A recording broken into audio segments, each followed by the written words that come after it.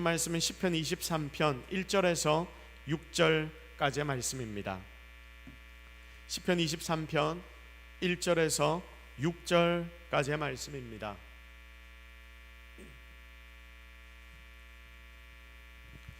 자, 우리 다 같이 한 목소리로, 우리가 너무 잘 아는 말씀이지만 우리 다 같이 한 목소리로 하나님 우리에게 주시는 말씀을 합독합니다. 여호와는 나의 목자시니 내게 부족함이 없으리로다. 그가 나를 푸른 풀밭에 누이시며 쉴만한 물가로 인도하시는도다.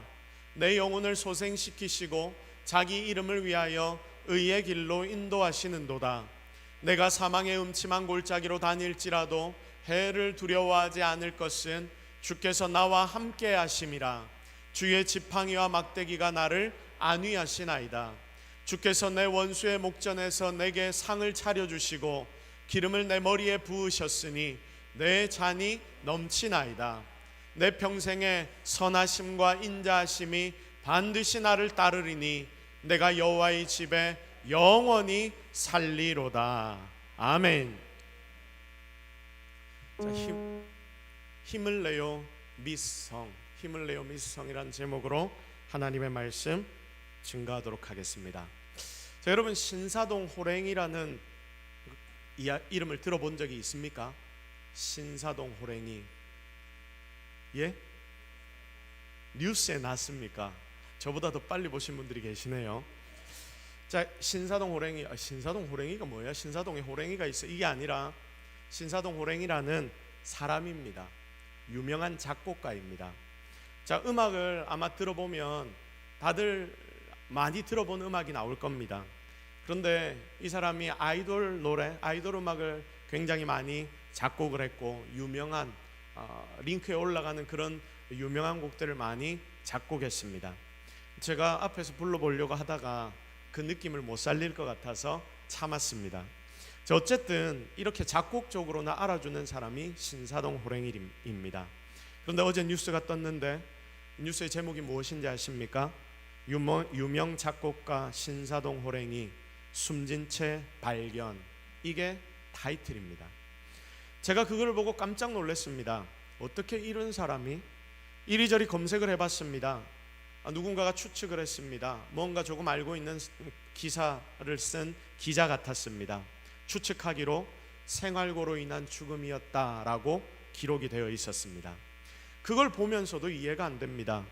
이 정도의 작곡가면 여러분, 그 작곡을 통하여서 그 노래가 들릴 때마다 통장에 돈이 딱딱 꽂히니까 여러분, 이 정도의 작곡가면 돈도 굉장히 많이 벌었을 텐데 무슨 생활고가 있을까? 굉장히 충격이었습니다. 그런데 여러분, 잠시 후에 제 머리에 무슨 생각이 들었냐면 사람이니 누구나 그럴 수 있겠구나라는 생각이 다시 한번 들었습니다.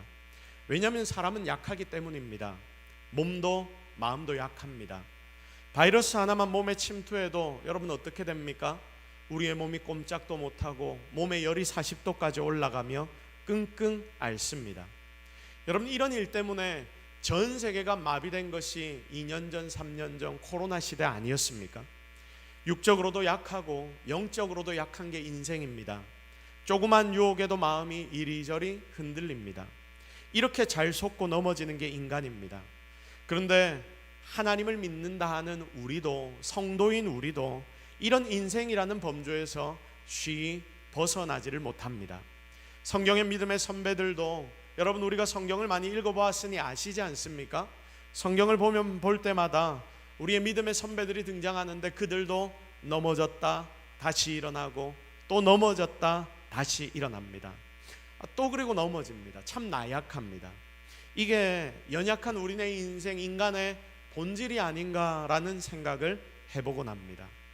이렇게 연약하면 사람들끼리 좀 모여서라도 서로가 기댈 수 있어야 하는데 그게 이상이죠. 세상은 그렇게 우리의 사회를 만들어 보자라고 말합니다. 그런데 그게 쉽습니까? 어렵습니다. 사람의 본성이 이러니 우리가 다 같이 모여서 서로를 위로해주고 정말 좋은 사회를 만들어 보자, 그래서 다들 모이는데 결국 시간이 지나면 어떻게 됩니까? 부딪히고 싸움이 나고, 아무리 마음이 같은 마음을 가지고 모인 자들이라 하더라도 그렇게 문제가 생깁니다. 오히려 기대기 위해 만난 사람에게 상처를 받습니다. 여기 있는 여러분들 중에서 상처 없는 사람 누구 있습니까? 나는 상처를 한 번도 이 땅에서 받아본 적이 없습니다. 그런 분 한번 손 들어 보십시오. 아무도 없습니다. 여러분 모두가 다 그 상처를 그냥 덮고 살아가는 것입니다. 심지어 살을 맞대고 사는 부부끼리도 똑같습니다. 당신 정말 고마워요. 사랑해요. 그동안 수고 많았어요. 이 한마디면 되는데 이걸 못 해줘서 문제가 생깁니다. 내가 먼저 또 못 해줍니다. 오히려 상대를 후벼 팝니다. 돌아오는 말로 내 가슴도 난도질 당합니다. 그게 또 가슴에 남아서 곪고 또 곪는 것이 우리네 인생입니다. 여러분 가정에서조차 이러니까 사는 게 너무 힘듭니다. 그런데 모두 다 비슷하게 이렇게 살고 있습니다. 세상을 살다 보면 때론 이런 생각이 들 때가 있죠. 세상 사는 게 이런 건가? 내가 이렇게 세상을 살아가야 하는가? 아마 여러분들 중에 많은 분들이 몇 번씩 이런 생각을 해보았을 것입니다. 그런데 더 심각한 문제는 무엇입니까? 세상을 사는 게 이렇게 힘들더라도 여러분, 이곳에서만은, 이 생명의 공동체인 이 교회에서만은 위로를 받고 은혜를 받고 내가 다시 한번 힘을 공급받아야 하는데, 이곳에 오면 평안을 얻고 힘을 얻어야 하는데, 그렇게 상처를 싸매주고 치료해줘야 할 이 교회에서조차 우리는 상처를 받는다, 그겁니다. 말 때문에 상처 입습니다. 상대방의 행동들 때문에 상처 입습니다. 그러면서 그냥 그저 그렇게 세상을 살아갑니다. 그러면서 주어진 나의 일들을 합니다. 심지어 다른 영혼을 가르치고 돌보고 양육까지 합니다. 목회자부터 시작하여 성도까지 모두가 비슷합니다. 그런데 여러분, 모두가 비슷하게 산다고 그냥 그렇게 살면서 이게 당연한 거야 라고 말하면 되는 것일까요? 이렇게 사는 것이 정상입니까? 절대 정상이 아닙니다. 상처난 가슴으로 어찌 건강한 돌봄, 섬김, 나눔, 은혜가 나타날 수 있다는 말입니까? 보니까 내 가슴에 상처 있는 사람이 다른 사람의 상처를 싸매주는 게 굉장히 어렵더라고요. 내 딴에 싸매준다면서 하는 일들이 오히려 상대에게 무엇이 되냐면 상처를 내는 일이 되는 것입니다. 대학을 가고 대학원을 가고 심리학을 공부하고 상담을 공부한 많은 상담가들을 만나봅니다. 그런데 여러분, 많은 세상의 사람들이 이런 상담가들 때문에 상처 입는다라고 말합니다. 왜냐하면 그 상담가들의 마음에도 여전히 상처가 남아서 그것이 처리되지 않았기 때문입니다. 그래서 모두가 다 침체돼 버립니다. 이렇게 침체된 영으로 주님의 일을 하면 우리가 잘할 수 없겠죠. 그리고 오래 할 수 없습니다. 그러니 여러분, 하나님의 백성은, 하나님의 일꾼은 먼저 내 속에 있는 상처를 고침받아야 합니다. 정리를 해야 합니다. 진짜 나의 침체된 영을 새롭게 만들어야 하는 줄로 믿습니다. 그리고 주님을 예배하고 그 마음을 가지고 주님 앞에서 나아가 주님이 맡기신 일들을 제대로 감당해야 하는 것입니다. 자, 그러면 중요한 부분이 이것이겠죠. 우리가 어떻게 하면 이 상처, 사실 어쩔 수 없는 것 같은 이 상처를 내가 어떻게 하면 치유를 받고 건강한 신앙생활을 할 수 있을까? 어떻게 내가 고침을 받고 재구실을 잘 감당하는 충성되고 복된 일꾼이 될 수 있을까? 오늘 하나님께서 말씀을 통해 우리에게 바로 그것을 알려주십니다. 다윗을 통해 우리에게 보여주십니다. 다윗은 어떤 사람입니까?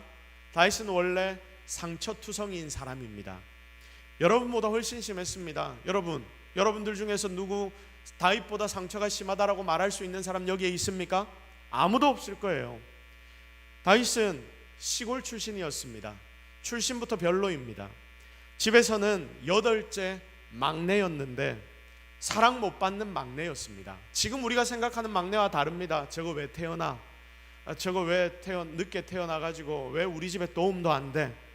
그래서 이 아버지와 어머니에게 인정조차 받지 못하는 사람이 누구였냐면 다윗이었습니다. 어릴 때 그런 일들이 얼마나 큰 상처가 됩니까? 형들이 또 더 잘났었나 봅니다. 부모님께나 아예 버림받다시피 했습니다. 그런 삶을 살았던 다윗의 어린 시절을 생각해 보십시오.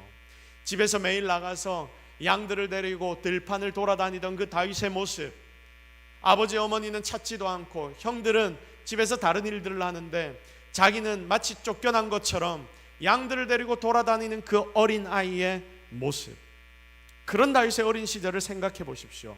여러분, 이렇게 살았는데 이런 아이가 제대로 된 인생이 될 수 있었겠습니까? 지금 만약에 오은영 박사님이 그 다윗을 보았다면, 그 스타일로 보면 이 사람은 절대로 제대로 될 수 없는 인간이 바로 다윗이었습니다. 자, 그런데 다행히 좀 잘 큽니다. 그리고 골리앗을 무찌릅니다. 사울왕의 사위가 됩니다. 한 방에 출세를 합니다. 이제 내가 좀 살겠다 싶은데 갑자기 이미지를 보십시오. 자기 장인인 왕이 자기를 죽이려고 난리를 칩니다. 저 가까운 거리에서 다윗을 죽이려고 창을 던집니다. 왜 창을 던집니까? 사울을 위하여. 사울이 정신이 왔다 갔다 하는데 다윗이 하프를 타는 것을 들으면 사울이 정신을 차렸습니다. 그래서 사울을 위하여 하프를 타고 있는 이 다윗을 향해, 다윗이 백성들에게 사랑받는다고 생각이 되니까 왕은 자기 옆에 걸려있는 그 창을 냅다 던져버린 것입니다. 여러분 보십시오. 주변의 모든 이들에게 배신당하는 사람이 누구냐면 다윗입니다. 눈앞에서 왕이 창을 자기에게 던져 꿰어 죽이려고 했다라고 성경은 기록해 놓고 있습니다. 부하들도 배신합니다. 여러분, 이런 상황의 인생, 결국 나중에 시간이 지나면 자신이 아들을 낳았는데 그 아들에게조차 배신당하여 도망자가 되었던 게 바로 다윗 아닙니까?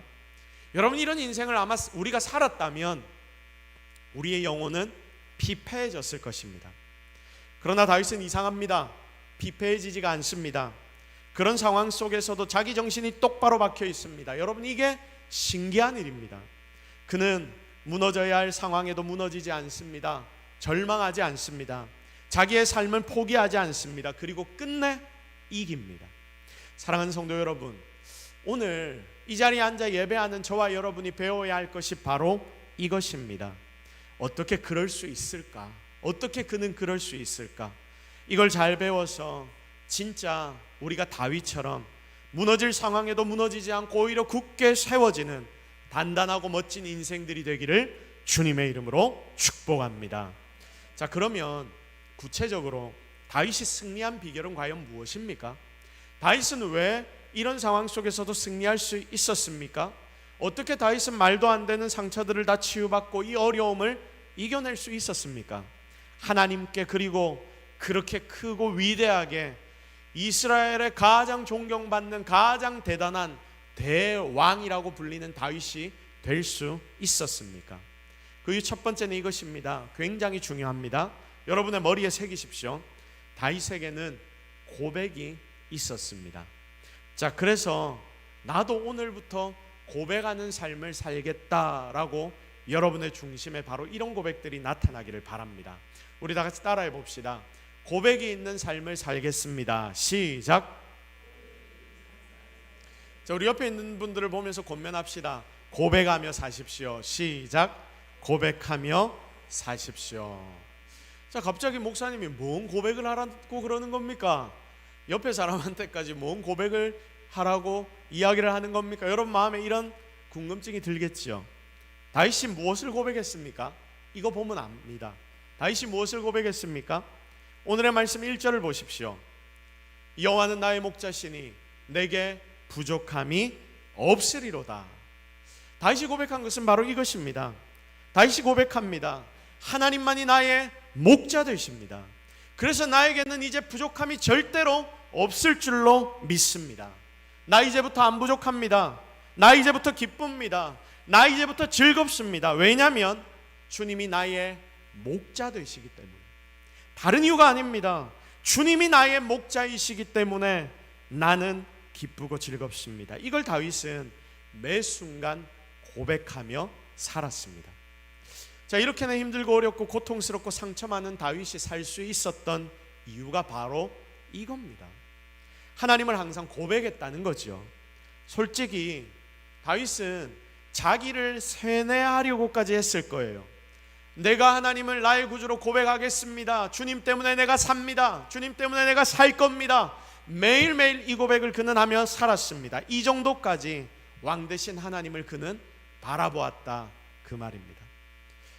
지금 여러분과 하나님 함께 하십니다. 믿습니까? 지금 이 자리에 있는 여러분 속에도 성령 하나님이 함께 하십니다. 이건 믿습니까? 당시에 다윗에게도 하나님은 함께 하셨습니다. 지금 여러분과도 하나님은 함께 하십니다. 똑같습니까? 다릅니까? 똑같습니까? 다릅니까? 똑같지요. 똑같습니다. 여러분과도 하나님이 함께 하시고요. 그리고 그 당시 다윗과도 하나님은 함께 하십니다. 다윗에게도 하나님이 계셨고 나에게도 하나님이 계십니다. 그런데 다윗은 왜 승리하고 나는 왜 패배합니까? 다윗은 왜 그 상황 가운데서도 이겨냈는데 왜 나는 무너집니까? 여러분 진짜 중요한 걸 여기에 발견해야 합니다. 시편에 오늘 한번 돌아가셔서 시편에 다윗의 시를 한번 쭉 찾아서 읽어보십시오. 타이틀 보면 다윗의 시 이렇게 적혀있죠. 다윗의 시를 하나하나 막 찾아서 읽어보십시오.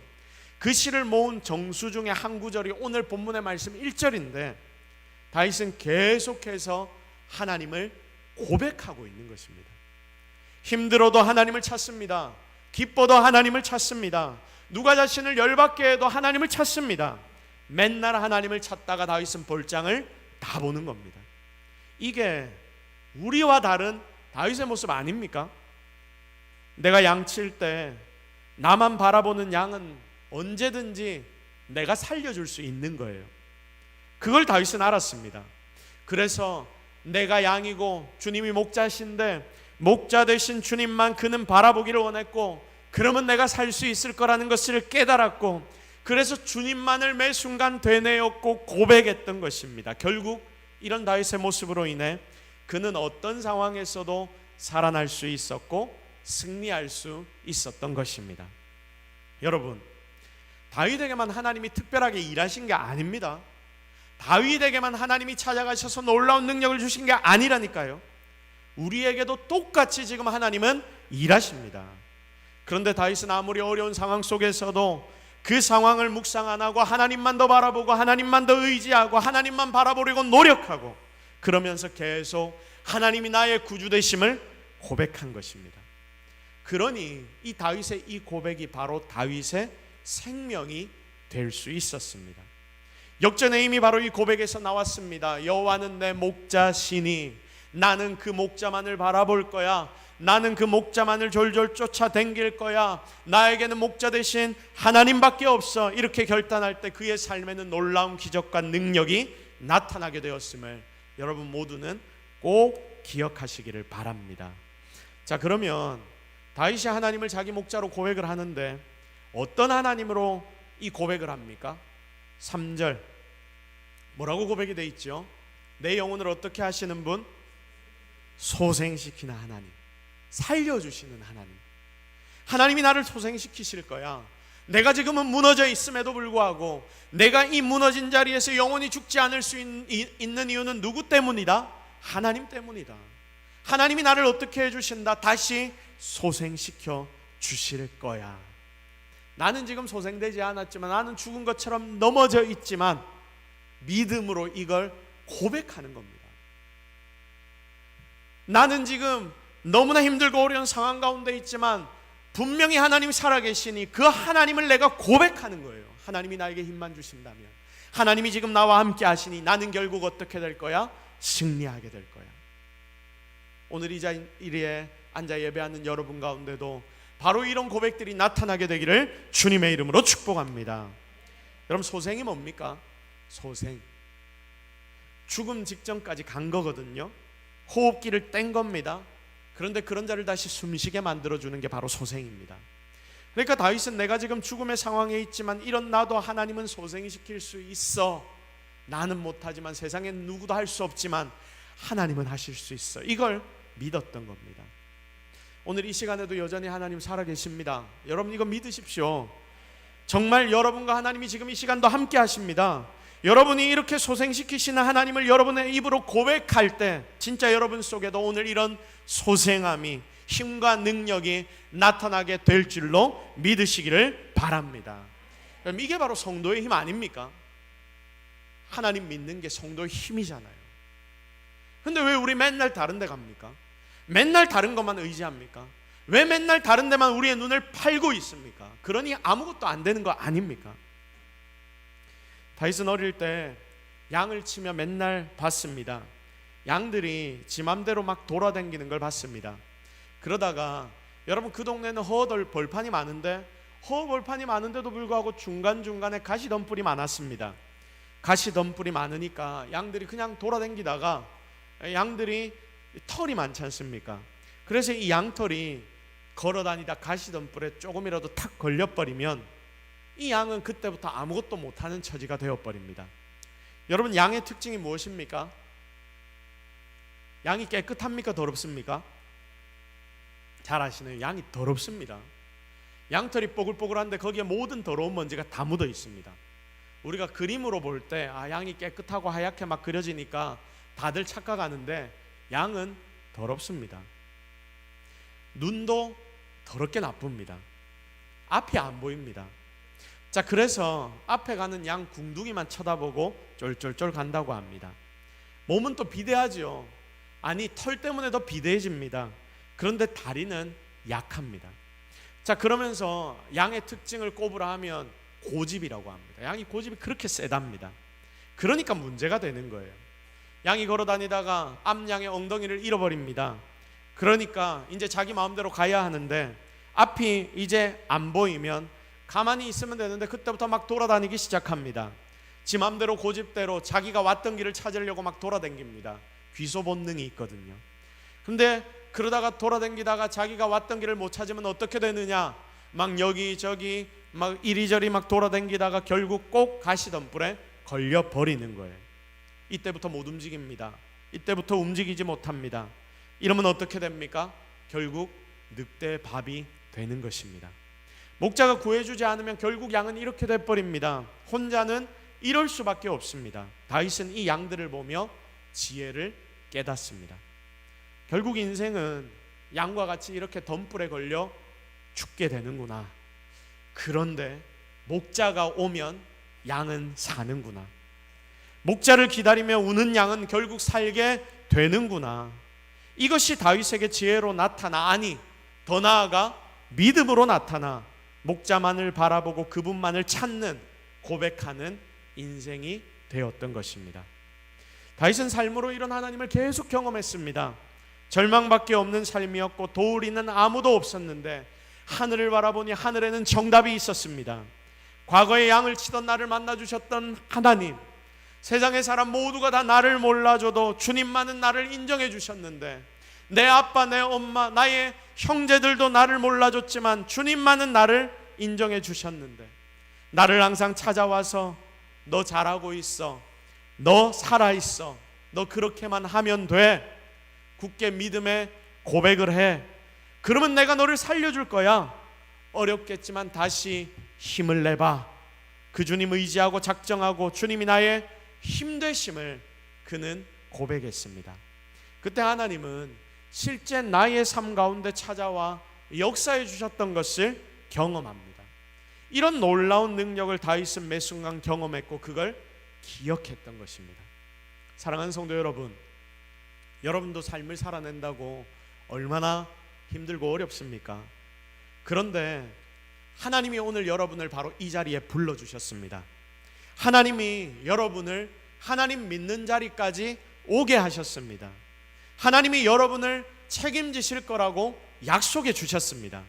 성경의 많은 약속을 여러분은 하나님께로부터 받았습니다. 그러므로 이제 우리가 해야 할 일은 단 한 가지입니다. 이렇게 약속하신 하나님만을 어떻게 하는 것? 바라보는 것. 이렇게 하나님만을 의지하는 것. 세상을 바라보지 않고 힘든 상황을 바라보지 않고 여러분 주변의 사람을 바라보지 않고 주님만 바라보는 것. 오늘 이 시간 그 주님 앞에 여러분의 입술의 고백으로 여러분의 삶을 올려드리십시오. 분명 하나님은 다윗과 같이 여러분의 고백을 받으실 것이며 그리고 완벽하게 여러분의 모든 것을 오늘 바꾸어 주실 줄로 믿습니다. 실제 삶으로 하나님의 은혜를 체험해서 매 순간 승리하는 저와 여러분이 되기를 주님의 이름으로 축복합니다. 자, 다윗이 승리한 두 번째 이유입니다. 다윗의 삶의 주인은 진짜 하나님이셨습니다. 자, 이게 다윗을 승리로 이끌어 주었습니다. 여러분, 첫 번째도 제가 이 부분을 조금 설명을 해드렸는데, 첫 번째는 고백해야 된다는 부분에 좀 초점을 맞추었고요. 두 번째는 다윗의 주인이 누구시다? 하나님이시다. 바로 이 부분에 여러분이 집중하면 됩니다. 내 주인이 그러므로 누가 되어야 한다? 여러분의 주인이 누가 되어야 한다? 하나님이 되어야 된다. 진짜 여러분의 주인이 하나님이신지 오늘 질문해 보십시오. 여러분의 주인이 진짜 하나님 되십니까? 여러분의 주인이 진짜 하나님 맞습니까? 하나님께서 오늘 여러분의 주인이 되기를 주님의 이름으로 축복합니다. 자, 시편 23편의 말씀을 우리가 쭉 보면 결국 한마디로 정리가 됩니다. 하나님은 나의 목자시니 내게 부족함이 없으리로다. 나를 이끄시는 주인이 바로 여호와이시다. 나에게는 부족함이 있을 수 없다. 왜냐하면 하나님이 나의 주인이시기 때문이다. 그가 나를 어디로 이끄시냐? 푸른 풀밭에 누이시고 쉴만한 물가로 인도해 주신다. 거기서 내 영혼을 소생시켜 주시고 자기 이름을 위하여 나를 의의 길로 인도해 주신다. 자, 내 영혼조차 살리실 수 있는 분이 하나님이시라는 것을 고백합니다. 내가 사망의 음침한 골짜기로 다닌다 하더라도 주께서 내와 함께 다니시면서 주의 지팡이와 막대기로 나를 항상 지켜주십니다. 원수도 처리해 주시고, 그러니까 내 평생에 선하심과 인자하심이 반드시 나와 함께한다. 나는 그렇게 여호와의 집에 영원히 살 것이다. 왜냐하면 내가 누구의 것이기 때문에? 하나님의 것이기 때문에. 여러분, 이것을 전체적으로 쭉 보십시오. 무슨 말입니까? 단지 그분이 나의 목자라는 의미입니까? 나의 목자라서 나를 도와주시고 나를 지켜주시는 분이 하나님이시다, 그냥 이것으로 끝입니까? 그걸 넘어섭니다. 여기에서 양은 소유입니다. 우리 다시 따라해 볼까요? 양은 소유이다. 시작. 양은 소유이다. 누구의 소유입니까? 목자의 소유입니다. 그럼 여기에 제 패드가 있죠. 이거는 누구 겁니까? 다 아시죠? 이게 혹시 어딘가에서 보이면 누구에게 갖다 줘야 됩니까? 쓱 이렇게 넣으면 안 되고요. 저에게 갖다 주셔야 됩니다. 이게 누구 거기 때문에? 제 거기 때문에. 여러분, 양은 누구 겁니까? 목자 겁니다. 양은 목자 겁니다. 그러니까 양은 소유로서의 의미가 있다는 거예요. 오늘 시편 23편을 여러분이 묵상하면서 하나님이 나를 이끌어 주시는 분이시구나, 나를 도와주시는 분이시구나, 내가 하나님 믿고 의지하면 하나님 나를 잘 이끌어 주시겠구나, 좋은 길로 나를 데려가 주시겠구나, 이걸로 우리가 끝나서는 안 된다는 말입니다. 하나님이 진짜 나의 주인 되시는구나, 이걸 이 본문을 통해 여러분이 깨달아야 한다, 그 말입니다. 양은 목자 겁니다. 여러분은 하나님 겁니다.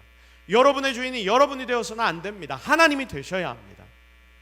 그러니까 양은 어떻습니까? 지 묵을 거 신경 씁니까? 안 씁니까? 신경 안 씁니다. 밥 못 먹어 굶어 죽으면 어떡하지? 여러분, 그 당시에 양은 이런 생각 안 합니다. 안 해도 됩니다. 왜냐하면 목자가 먹을 걸 다 공급해 주기 때문입니다. 이 양은 지 원수를 신경 안 써도 됩니다. 원수가 나에게 와서 나를 물어 죽이면 어떡하지? 늑대가 와서 밤중에 나를 물어 죽이면 어떡하지? 이런 생각 안 해도 됩니다. 아무 쓸데없는 생각입니다. 왜냐하면 누가 지키고 있기 때문에? 목자가 지키고 있기 때문입니다. 목자가 양을 끌고 가면 어떻게 하면 됩니까? 끌고 가는 대로 끌려가면 됩니다. 주인이니까 결국 좋은 곳으로 데려가서 많이 먹여주고 많이 쉬게 해주고 때로는 많이 걷게 해서 또 운동도 시켜주는 게 주인입니다. 양의 주인, 목자입니다. 이게 주인인 하나님과 소유된 양인 다윗의 오늘의 모습이라는 거예요. 다윗은 인생의 지혜를 깨닫습니다. 물론 다윗도 인간이기 때문에 힘들고 어려우면 그 순간 잠깐 넘어지기도 합니다. 잘못된 판단을 하기도 합니다. 실수를 하기도 합니다. 그런데 우리보다 나은 게 뭐냐면 빨리 제정신을 차린다, 그것입니다. 여러분, 제정신이 무엇입니까? 인생의 지혜가 무엇입니까? 나의 주인은 누구시다? 내가 아니라 하나님이시다. 그 하나님이 지금도 여러분을 이끌어 주시고 계신다. 힘들고 어려워 죽을 것 같지만 여러분 죽습니까? 안 죽습니까? 죽습니까? 안 죽습니까? 안 죽더라고요.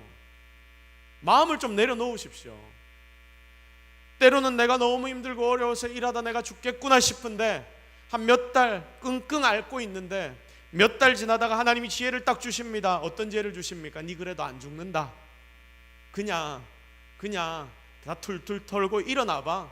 아무것도 아니게 될 거야. 하나님 우리에게 그런 지혜를 주실 때가 있다라는 거예요. 왜냐하면 주인된 하나님은 소유된 여러분을 절대로 손해보시지 않기 때문입니다. 하나님이 손해 안 보신다니까요. 그러니까 하나님의 소유된 여러분은 절대로 손해되는 자리에 나아가지 않게 하나님 만들어 주시는 겁니다.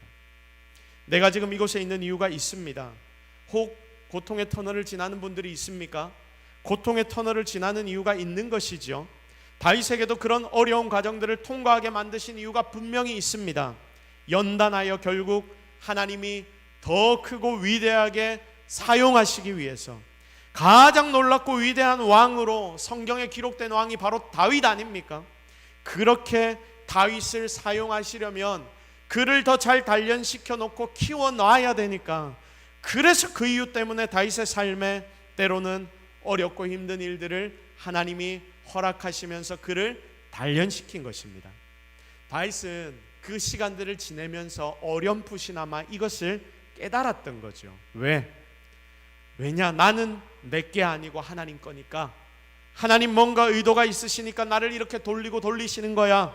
내 주인이 내가 아니니까 하나님 분명히 하나님의 뜻과 계획이 있을 거야. 이것을 그는 믿었습니다. 사랑하는 여러분, 여기 하나님께 주인이라 고백하며 예배하는 여러분 모두에게 질문합니다. 여러분은 정말 하나님의 소유가 맞습니까? 지금 이 자리에 앉아 예배하는 여러분은 정말 하나님이 나의 주인이라고 고백할 수 있습니까? 그리고 이게 진짜 여러분의 삶에서 나타나고 있습니까? 누가 진짜 주인입니까? 여러분입니까? 아니면 하나님입니까? 원론으로 돌아갑시다. 내가 성도가 되었다는 말은 내가 이제는 내 마음대로 살지 않겠다는 말입니다. 예수님이 나를 구원하셔서 나를 핏값 주고 사셨으니 그분이 나의 진짜 주인입니다. 이게 성도라는 단어 속에 들어있는 의미입니다. 그런데 많은 성도들이 내가 주님의 양이고 주님의 소유라는 것을 인정하지 않습니다. 주님의 지도를 받지 않으려고 합니다. 내가 목자가 되려고 합니다. 높은 데 좋은 데만 올라가려고 합니다. 내 마음대로 인생이 안 풀리면 그러니 딱 화딱질이 납니다. 딱 돌아버리겠습니다. 하나님에 대한 신뢰가 없는 거죠. 믿음이 없습니다. 세상의 사람들과 솔직히 똑같은 거 아닙니까? 이게 자신이 주인된 삶입니다. 그런데 여러분, 인생이 삶의 주인 되면 그 삶은 분명히 시끄러워질 수밖에 없습니다. 처음 살폈듯이 우리가 약하기 때문입니다. 뭘 다 알 수 없기 때문입니다. 좀 전에도 말씀드렸지만 양은 눈이 굉장히 안 좋습니다.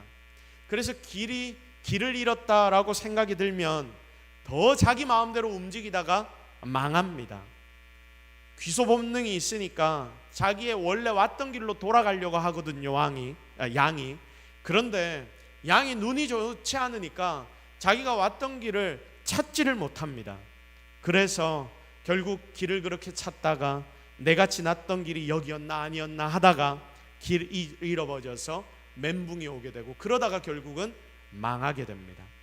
원래 내가 서 있던 자리조차 찾지 못하는 게 내가 주인된 양의 모습 아닙니까? 그러니 이런 인생 가운데 얼마나 큰 상처와 아픔들이 가득하겠습니까? 오늘 이곳에 있는 여러분의 마음 가운데는 얼마나 큰 상처와 아픔들이 있습니까? 왜 내가 주인 되어 이제까지 살았습니까? 이제 사랑하는 성도 여러분, 오늘 말씀을 묵상하는 여러분에게 권면합니다. 정말 지혜를 얻으십시오. 여러분은 하나님의 소유입니다. 내 것이 아닙니다. 그러므로 모든 책임조차도 하나님 앞에 맡기십시오. 주인 되신 하나님이 훈련시킬 때 훈련 잘 받으시고, 먹일 때에 잘 먹으시고, 그리고 입힐 때 입으십시오. 가장 좋은 것을 분명히 허락하시는 하나님만을 오늘 이 시간 다시 한번 의지하십시오. 이게 오늘 힘들고 어려운 상황 가운데 거하는 성도인 여러분 가운데 정말 다시 한번 힘을 줄 위로의 말씀 되기를 기대합니다. 이제 말씀을 좀 정리하도록 하겠습니다. 제가 전에도 한번 말씀을 드렸던 것 같은데 제가 좋아하는 TV 프로그램이 있습니다. 그게 뭐냐면 걸어서 세계 속으로 이런 여행 프로그램입니다. 한 번은 중동 지역의 양떼를 이 프로그램이 보여줍니다. 목자 하나의 양떼가 몇백 마리씩 있습니다. 다 목자 겁니다.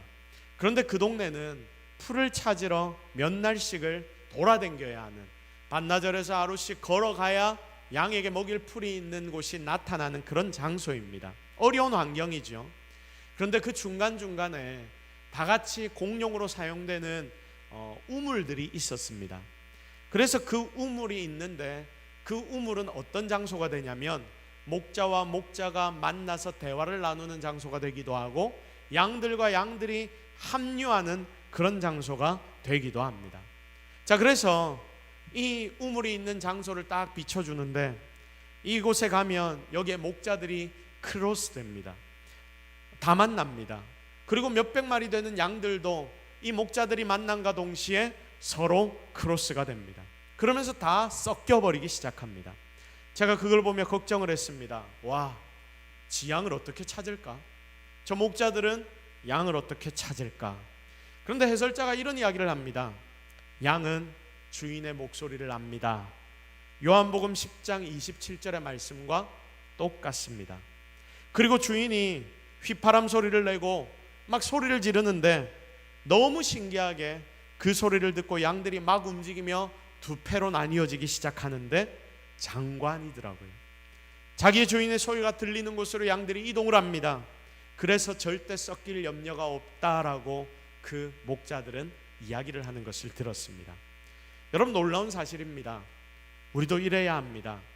나의 감정이 아닌, 나의 목소리가 아닌, 내 주변의 다른 음성이 아닌 누구의 음성입니까? 주님의 음성. 내 판단, 내 생각이 아닌 주님의 음성이 항상 먼저여야 합니다. 그러면 사는 것입니다. 이것이 오늘 이 자리에서 예배하는 여러분의 모습이 되기를 기대합니다. 오늘 말씀의 제목을 여러분 처음 보시면서 무슨 생각을 하셨습니까? 힘을 내요 미스 성. 제목이 뭐 이래? 아마 여러분 그렇게 생각을 했을 겁니다. 힘을 내요 미스 성. 성은 뭡니까? 성도입니다. 누구 때문에 힘이 납니까? 여러분의 주인 되신 하나님 때문에 힘이 납니다. 아무리 돈 많은 신사동에 사는 호랭이라 하더라도 여러분 망하고 자살합니다. 그러나 여러분은 그렇지 않습니다. 왜냐하면 여러분에게는 주인이 계시기 때문입니다. 그 주인을 바라보며 매 순간 주님이 여러분의 주인 되심을 고백하는 삶을 살아가십시오. 그 고백은 믿음으로 나타나 여러분의 삶을 뒤집어 엎을 것입니다. 그리고 여러분의 삶은 그때부터 새롭게 바뀌게 될 것입니다. 이렇게 위로를 받아 다시 한번 힘을 내어 승리하는 우리 모든 성도들이 되기를 예수 그리스도의 이름으로 축복합니다. 우리 시간 말씀 붙잡고 한번 기도하도록 하겠습니다. 하나님, 오늘 우리가 이 말씀을 통해서 다시 한번 하나님의 음성을 깨닫습니다. 하나님, 오늘 우리와 함께하여 주옵소서. 하나님, 진짜 우리의 삶에 어렵고 힘든 일들이 너무나 많이 있지만 그 모든 것을 넘어서는 은혜를 체험하기를 원합니다. 하나님, 오늘 우리와 함께하여 주옵소서. 하나님, 오늘 우리 가운데 새 일들을 허락하여 주옵소서. 이 제목을 놓고 같이 기도하시고 고백하는 삶 살게 해달라고, 주님을 주인 삼는 삶 살게 해달라고 말씀을 통해 깨달은 것들 하나님 앞에 기도하며 고백하도록 하겠습니다. 같이 기도하십시다. 하나님, 오늘 우리가 하나님 앞에 나와왔습니다. 주님의 은혜를 기대합니다. 주님의 능력을 바랍니다. 주님이 오늘 우리와 함께하여 주옵소서. 주님만이 진정한 우리의 힘과 능력이 되실 줄로 믿습니다. 주님께서 진짜 우리의 삶에 힘이 되어 주옵소서. 하나님이 나의 진짜 주인 되심을 내가 잊지 않게 하옵소서. 매 순간 주님의 능력으로 승리하는 자들이 되게 하옵소서. 오늘 혹시 힘들고 어려운 상황 가운데 무너져 무너지고 쓰러지는 자들이 있습니까? 다시 한번 회복해 하옵소서. 주님의 음성을 듣게 하옵소서. 일어나 함께 가자라고 말씀하시는 그 주님의 음성을 듣고 다시 한번 일어나 함께 달려나가는 우리 모두가 되게 하옵소서. 하나님, 솔직한 마음을 가지고 주님 앞으로 나아가 고백합니다. 주님이 진정한 우리의 주인 되심을 다시 한번 고백합니다. 오늘 이렇게 고백하는 모든 성도들을 주님이 붙잡아 주시고 이들의 삶에 놀라운 은혜를 허락하여 주옵소서. 모든 것 다 하나님의 은혜인 줄로 믿사옵고 예수 그리스도의 이름으로 기도드립니다. 아멘.